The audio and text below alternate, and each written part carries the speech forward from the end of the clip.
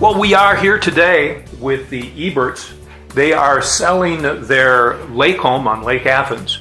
And we thought it'd be nice for you to know a little bit about the Eberts, understand what attracted them to the property in the first place. And now they've moved on. So what was it that changed in their life so that they decided to move on? And then most importantly, at the close, we're going to find out what's the number one thing or two things that they're going to miss most about that property. So we have with us today the Eberts, and we'll just go ahead and take you back to remembering finding that house. Can you remember that far back, what it was like when you found it? Yeah. Yeah? We actually were looking at the property because we met a couple that had the same interest we had. And we both wanted to get into a place where we could buy our own lake home, have our own lake home. And we traveled with these people all over Texas looking at different lakes. And we kept coming back to Lake Athens because it was so quiet. We fortunately met the Lake Patrol, who was very comforting to us and showed us a lot of things about the lake. And we just fell in love with it as far as what the amenities you had on the lake. And then we finally found a location where we had, there were a total of 12 acres involved. And of course we were going to get 6 and our friends were going to get 6. And so we both started building, clearing the land, which was a lot of fun because it was raw land. I mean, it was completely covered with trees, bushes, shrubbery, or shrubs, grass that was up 6 feet tall, and it was right up to the lake. So we just had to start clearing, and we just had fun doing it. It sounds like you put a lot of love in caring. You were the first and only owner to this point of that property. So that property over time has really served you and your family. I understand there's a lot of people around the lake that have second homes on the lake that come up from Dallas or maybe even Louisiana periodically for the weekend or the week or the holidays. And that there is a fellowship of people that come out there. I guess you were there all year round primarily. Well, at first, we actually bought the property thinking it was going to be our second home, as far as a weekender, per se.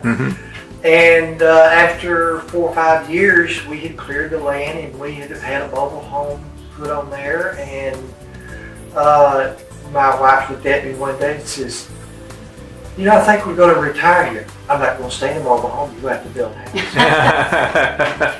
house." Which is something that was really exciting to me, being an industrial arts teacher.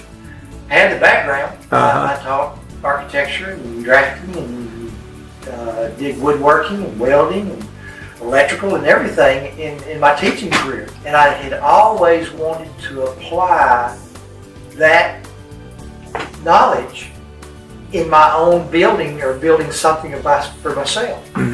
And so I drew a set of house plans and we figured what it was going to cost to build it. Fortunately, we didn't have to borrow any money on the first phase. The first phase was the 3-car garage with an apartment above it. We were very satisfied So we with had sold that. our house in Arlington at that time, so we had some money to invest in it. And that's kind of the way we did. We lived in that part. He built the house there, and we lived in the apartment Above the garage? Above the garage, yes, while we were transitioning down there for full time. And then we built the big house, what we call It's over 5,000 square feet, 5,200, something like that, if I remember, yeah. And then you have a shop that's also on the property. we built a shop before I built the shop at the same time I was building the little house, or what we refer to the little house, because I knew I need as much equipment down there to build a lot of the stuff I wanted to do, because I did build most of our furniture and most of all of our molding that we used in the house and so forth. So it was a labor of love in the simple fact that I got to do it myself. If there's a mistake, the only person you can blame is me. I built it. Well, I've been through the house. It seems to flow very nicely. It looked to me like somebody could actually run a business out there if that's what they had an interest in doing with the shop that's attached. Certainly as a weekend place, and plenty of room for mother-in-law quarters or whatever you want to call that extra space. So what has caused you at this point to say, you know what, that's a beautiful place, we love it there, but it's time for us to move? Well, we kind of got to the point where our mothers needed us. And they're in town or close to, we're in Fort Worth right now. So right. I'm the only child, and my mother lives in Arlington, very near here. One of our daughters lives here, and in Fort Worth, actually, right around the corner from us. So that's the only one that has a grandbaby here. So we thought if we brought everybody really close, then we could take care of the great grandmothers, our mothers, and help with grandchildren and all that sort of thing. So they can still have some autonomy, yet they have the support of family very close to them. My mother still wants to live in We're just greeting the neighbors. Yes, we're greeting the neighbors. You want me to try it? No, they'll calm down just a second.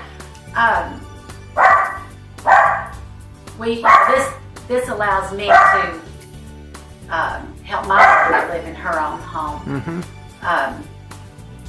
Because she's, like I said, she's very capable. But when we need to be there several times a week, it was hard. To take care of her. It's just more convenient to be in town, close to where they are. Should they need some medical support, you're right here with it. Or whatever kind of support. Whatever they might need. We're the only ones really to tend to them. Yeah. That's nice that you can do that. So now that you have moved into your new place here, I think if you think over the years, there's probably something prominent that's going to come to top of mind that you're going to, maybe it's different for each of you, that you're going to miss about that place now that you've had to move on. Oh, for me, it's going to be the wonderful parties that we used to have there. And then when the parties are over, the peace and quiet and walking by the lake, and looking out over the beautiful lake and all the trees and stuff. I'm going to miss all that. It's quite a spot for entertaining. It is. It's lovely. Yeah. We usually averaged, and of course she debates sometimes because sometimes we had more, but we averaged at least one large party a month throughout the year. Sometimes it doubled up and skipped a month, but when I speak of large parties, we're talking about anywhere from 40 to, it may be up to 75 to 100. A lot of times we never knew exactly how many were coming. It was just an open invitation and you came. We entertained the neighbors that were surrounding us all came to the party. And lots of them are still there. Wonderful people. And I'm going to miss that camaraderie for sure. I'm going to miss the fishing. You've got great lake access. The cove comes right up to the property. And the cove is what, maybe 75 yards long, something like that? The length of the cove is probably closer to 300 yards long, but it's about 75 to 100 feet wide all the way back to the back. And of course, we're at the base of the cove, which really is very good because it stays calm back there. You don't get all the waves from the boats that are flying around all over the lake. It always dissipates by the time you get there, so you generally don't have any damage to your walls. It occurred to me as I walked through the property that it could serve as a great corporate retreat. Should someone be looking at this as a commercial buy, where they would have their corporate fellows have retreats there and meetings and trust building events, might work for that as well, huh? Yes, I think so very much, because some people might think having that big shop might be a hindrance, but it would be easy to convert that to rooms with a big kitchen and everything. Of course, the house meeting space. They have closed off meeting spaces where they could have a big conference table if they need be. So, and of course, the house is already set up basically for entertainment. It's got a large den, kitchen area combination. Then you've got the back porch, which expands all the way across the back of the house, where we had a lot of entertaining there. My wife and my kids, and believe it or not, all the neighbors like to sing too, so we set up karaoke and entertain the lake. So I'm going to miss those times. Sounds like they're going to miss you, is what it sounds like to me. Well, we've remained friends with quite a few of them. We've remained remained really great folks. We've remained friends quite a bit. Whoever finds the house, they're probably going to see us down there. because we have two neighbors that have already said, have you ever heard of the little houses? And I said, yes. He says, you can put a little house on a property like ours and it doesn't raise the taxes. So if you want to buy one, you can come set up on our house. So our buyer might even have you guys as neighbors. Who knows, huh? That's right. Every now and again. Now, Ron, you put some extra care into building this property. Why don't you share with the audience some of the unique things you did to add to the quality of construction? Well, to start with, I think that basically I used all 2x6s and above. I used very few 2x4s because I wanted it structurally stronger than the average house that's being built on the market today. And therefore, having 6-inch walls, you've got more insulation. Also added in conjunction with that, I used 2x6 walls on the inside of the house as well as the outside. And I insulated both walls outside and inside, so everything is insulated in all directions. The other great thing about it is, as winds come along over the tight years of bad weather and so forth, nails tend to work out. There are no nails in the house construction.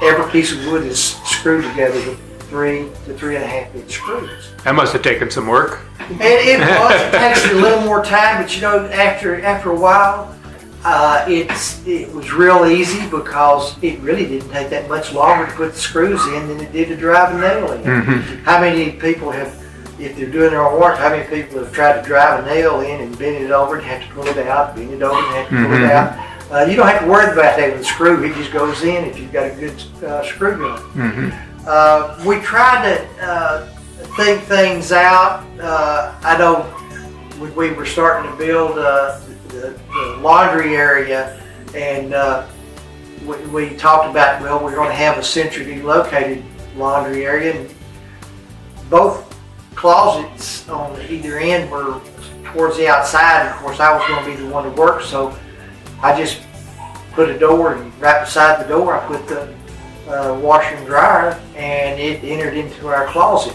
So it was kind of like a mud room going in the closet. And when I came in dirty, I just took off the clothes and went to the He's bathroom. a and real take a shower. worker. It sounds like it. A real worker bee. So anyway, and of course it paid off in the long run, because one of the big codes that my partner and I had when we were out working on the lake and doing work for customers is the majority of the docks were built with nails, and people had to come back and nail them in every year. Mm-hmm. And we put screws in ours. Mm-hmm. So I got used to using screws, just use a little bit different type because it's going to be out in the weather. So Right.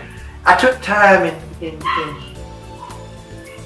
deciding what we were going to do and where we were going to put it. We made a few mistakes on ourselves that we would have changed now if we built another house, but for all purposes, I think we designed a house that is very functional, very livable. Can stand the test of time. And will be able to stand the test of. You may add something as a facade to Change the style, change maybe. the style, Yeah. maybe, or something like that. But hey, you've got a base, and it's going to be there. Sounds like you built a beautiful home with a lot of tender, loving care. Well, this has been delightful. We encourage anybody that wants more information to hit the link down below. I'll be glad to set up private views and appointments for you. If you've got any questions, please forward those to you. We thank you for your time today.